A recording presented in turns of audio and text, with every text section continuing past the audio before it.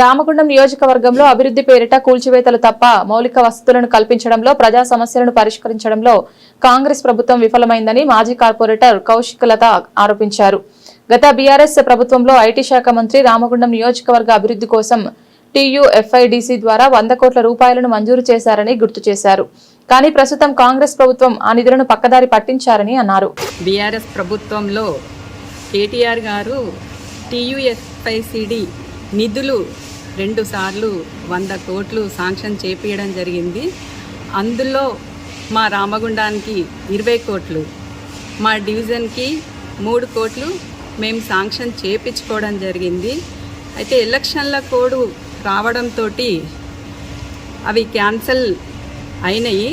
ఆ తర్వాత కాంగ్రెస్ ప్రభుత్వం వచ్చిన తర్వాత మా నిధులన్నింటినీ కూడా ఇతర ప్రాంతాలకు చేరవేసిండ్రు.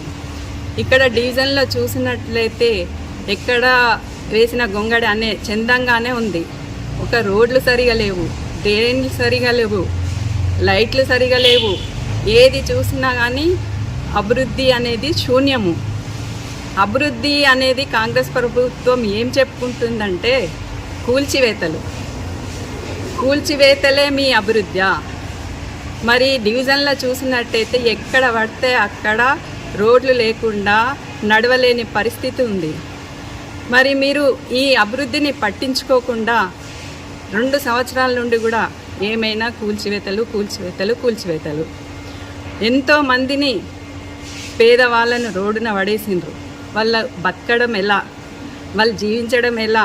కొంతమంది అయితే ఇతర ప్రాంతాలకు వెళ్ళిపోయిండ్రు, మాకు ఉపాధి లేదని. మీరు అభివృద్ధి అంటే ఎంతోమంది పిల్లలు ఉద్యోగాలు లేకుండా ఉన్నారు, ఉపాధి లేకుండా ఉన్నారు. నువ్వు సహాయం చెయ్యు. చాలామంది ఎంతోమంది రోడ్డున పడి ఉన్నారు, వాళ్ళకు కల్పించు కదా.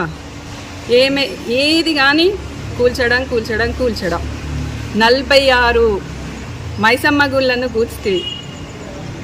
ప్రజలు తిరగబడేసరికి మళ్ళీ గుళ్ళు గోపురాలు అంటూ తిరగబడుతుంది. ఇదేనా? ఏమన్నంటే మేము అభివృద్ధి చేస్తున్నామని అంటారు.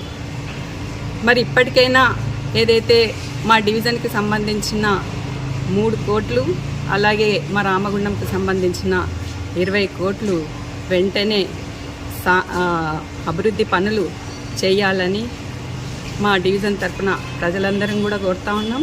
లేనిచో మరి మా ప్రజలందరూ కూడా మీకు తిరగబడి ఎదురు తిరుగుతారని ఈ సందర్భంగా తెలియజేస్తూ ఉన్నాను.